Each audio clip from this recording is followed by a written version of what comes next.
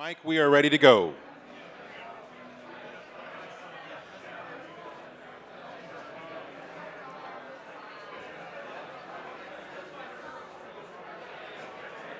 Oh.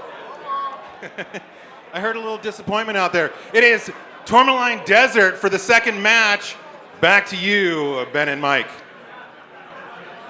Well, that's a little bit of a change. Absolutely. We've seen Tourmaline Desert before, though. It's not that unusual. Definitely. I mean, these maps are not perfectly symmetrical, and some teams, they just perform better when they're on a specific team side, and there can be some play and counterplay happening here. A team might have wanted Tourmaline because they're on the team that they think is stronger, on a stronger side, or they may be giving their opponent the weaker side. So we've seen both of these teams play on Tourmaline. Yeah, We've seen some pretty they exciting played stuff. in their previous matches. They played on Canyon Network, obviously, but they also played on Tourmaline Desert. So this is not unfamiliar. Again, the same situation that they're in, playing each other for the third time now in this World Championship semifinals, finals, and playing on Tourmaline Desert again. So it'll be interesting to see whether they kind of run the same strategies. We've seen 228 with some creative strategies on this map. They definitely they brought out an amazing strat in their first meetup, and it blew my mind because it was such an aggressive strat, but then it was tricky. Yeah. It was very tricky. They had that rush up through Theta, but then they stopped, and it caused Eon to overreact. They backed up expecting a hard push, and it never came. The push never came, and so then Blackwatch just takes map control, and then they get into the trading war. Almost kind of like what we just saw. I was about to say, that sounds a lot like what we just saw, right? That is very similar to what we just saw, but in this one, drop one, we definitely did not see an overreaction by Eon. They did back up, but they got right back into it. They started trading again. They started putting really good shots downfield and really started shredding some of that armor. And I think the key differences between what we just saw and what you were talking about in the semifinals, when we saw 228 push on Tourmaline, they pushed Eon Synergy back to a new trading position that was designed to trade basically with the other side of Theta. It was specifically for where they expected the push to occur. Whereas on Canyon Network, they moved back, but at no point did they really give up their trading positions and their ability to still engage across the map. They were just doing so from a different location. Absolutely. I do give a lot of credit to the scouts for Eon Synergy. Them catching that push of the Executioner up that right flank early enough to get the team out. Yes, they had lights there, so the Executioner might not catch up to the lights, but there were two other mechs with them. They were in a 4-4 split, and if for some reason they were able to jump on those mechs and take them out, that could have been a complete swing in the opposite direction. Yeah. And this game frequently can come down to just a matter of seconds, and that scout having his eyes in the right location, and it's because they're trained to look this way. They've trained to watch that out. That's their job. They look here, they look here, they look here, there's nothing. Oh, they're right here. They start calling that out. Everybody starts moving to compensate. You see an Executioner charging at you, definitely get out. You know what to do. Meet up with the rest of your team, because you can't get into a little like 4-on-4 skirmish. You need the rest of your team there to assist you and just beat them in the numbers game. And the other interesting thing, it's sort of like a counterplay, right? With Eon Synergy, we know their light mechs are going to be Wolfhounds.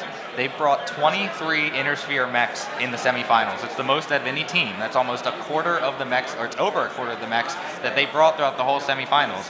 Out of those 23 Inner Sphere mechs, 22 were Wolfhound 2s. Wow. That's their light mech of choice. It's the only light mech they Very bring. tanky. The advantage that gives is it's so tanky.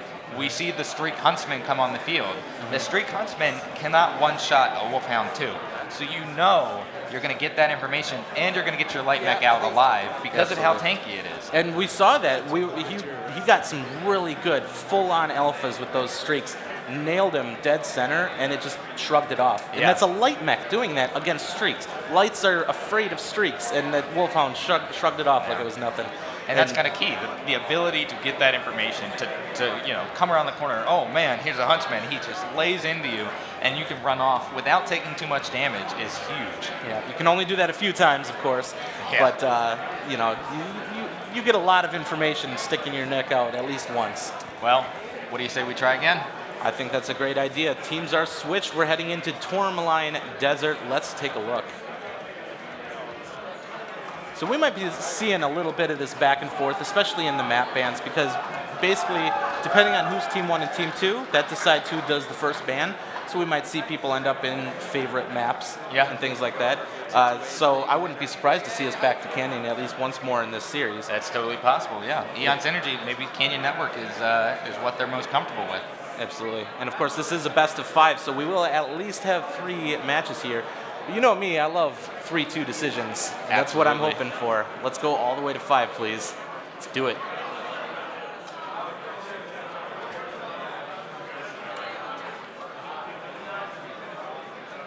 Tourmaline Desert, a much bigger map.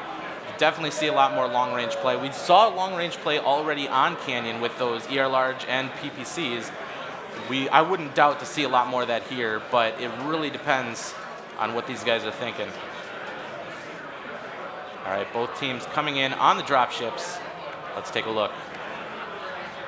So first and foremost, as a lot of us competitive players know, Alpha Lance to Alpha Lance might see some early trades here. Looks like they put their faster mechs, this is Blackwatch, put their faster mechs in that Alpha Lance, and they are on the move already. They are not peeking it. Eon Synergy is going up to the Alpha Lance. They've got some PPC mechs, it appears. They're going to take a peek, but nothing's there. They know now. They're now aware. They know where they are. So, or at least they know they're not there. So we got some early PPC fire coming in actually from Blackwatch. They've moved a couple mechs up to where that Alpha Lance was. The prior Alpha Lance has taken Theta, and we saw this from them before. Yeah. They do that aggressive push-up, they take map control, but we're not seeing the overreaction from Eon Synergy that we've seen in the past. They're used to this. They've seen this twice. So they are getting set up into trade positions, and I don't think they feel threatened by these mechs being extremely close to them right now. We're taking a look right now at Zeliglock and his summoner. He is jumping around a little bit, trying to get some shots in. He's actually going to take a look on Theta right now. Get a shot in. That's a good shot by him. You notice he's playing in heat vision right now. Gets nice that advantage. strike right across Archon Adam Steiner. Nailed that Warhawk. Big, thick top on that mech, and it just ate those bombs. We have gained Epsilon. Zeliglock is playing really close right now on Theta. He is just... He's not afraid. They are not afraid of this 228 strategy anymore. 228's going to have to figure out something quick because they're taking some damage. Now 228 has seen Eon Synergy be very bold before when they tried the strat, so they've had over a month to come up with something here to figure out, okay, if they're not going to retreat, how are we going to maintain map control and not just hemorrhage armor? That's the worst thing that can happen, I think, for Blackwatch right now is if they just keep hemorrhaging armor, they will at some point fall apart, and then do they have enough cap points to ride it to the finish? Looks like we've got a bit of a shift here by Eon. Now it's the opposite side shift of what we were used to before. Swinging most of their mechs off to the left flank this time. So already we've seen a different response from Eon Synergy. Colonel O'Neill looks like he's going to take a peek. Yeah, there's a little bit of a cat and mouse game going on right now. They are danger close. I'm not sure they even realize that. Look at how tight they're running right now. They're staying out of sight. This is going to be the element of surprise right here. Zeliglock hopping up over the top right in front of Panic Button.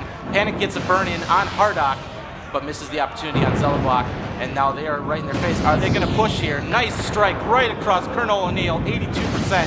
Panic Button right up in front, though. He is going to be in trouble if they push him. Looks like he is backing up, but unfortunately backing up might actually give them more opportunities to shoot at him. He needs to get he's around got to be careful. They don't have a lot of cover there in Theta. They are maintaining the 3 cap, but they can't afford to start losing mechs this early on. Cap game is essentially out of the question. They need to stay alive right now. Ed dropping a strike. Zeliglock giving chase. Looks like that strike got a good hit on Hardock. Yeah, Hardock took a good hit there, but Hardock's being pretty aggressive in this Wolfhound. And Ed backs away. He makes it out alive. That was a really nice strike by him, though. Very aggressive strike. Looks like Panic Button continuing to back up, and he's starting to get hit. He needs to just tuck in at this point. 48%, and he is in trouble. One shot CT, and he goes down. X-Chico gets the kill on Panic Button.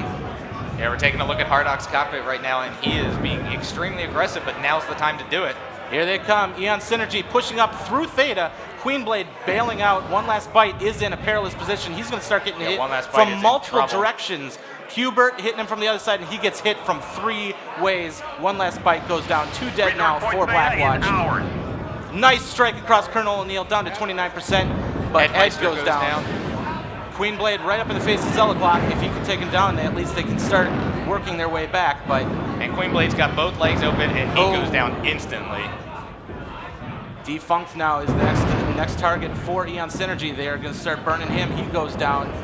It is a snowball. 3 mechs remaining for Blackwatch. And that Huntsman trying to get that Wolfhound down, but yet again, he's just shrugging those missiles off. Yeah.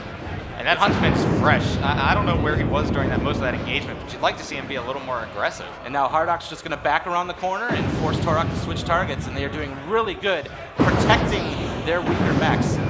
Yeah, folks watching at home, if you want to dance a streak mech against 2 light mechs, this is how you do it if you're light. You have one guy on either side, and as he's turning around trying to get a new lock. And there we go. Yet another 8-0 decision. Eon Synergy is significantly damaged, though. If you look at the percentages on the side of the screen, besides Lizzie and Chico, they took a lot of hits. They took tons of damage, but they were able to rotate their mechs out, keep them alive, and then put their fresher mechs to the front. And they had a couple more in the wings ready to move up to the front too. They could have done that all day long. Yeah. Lizzie, 683, 1 kill in the Supernova. 503, 3 kills with Da Red in the Wolfhound. Those Wolfhounds continuing to do a ton of work.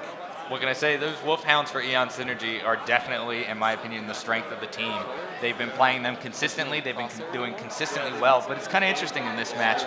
Eon, or I should say, Lizzie for Eon Synergy is their highest average damage performer. Once again, 683 damage. That's very good for him.